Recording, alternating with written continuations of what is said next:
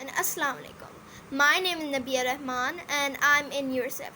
This is a drawing for MSES. So this drawing represents a person's hand or a person's body trapped in the coronavirus COVID-19 circle. And as you can see, these two people, doctors, are trying to break it. And that's, I think, what we all are trying to do. We're trying to find a vaccine as soon as possible for this pandemic. And this person, as you can see, is trying their hardest. And that's how we are doing. What is written on the sides are saying, crying for each other, keeping loved ones safe. Only do our essentials, otherwise stay home.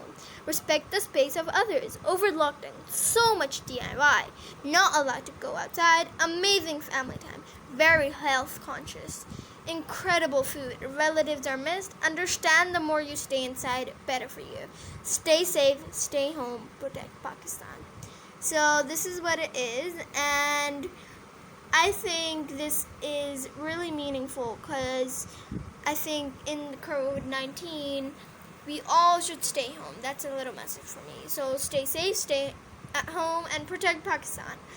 And I hope this made you more motivated to do something like that, like maybe try new things. So this is just a little video from me. And again, stay safe, stay home, protect Pakistan, and bye, and Allah Hafiz.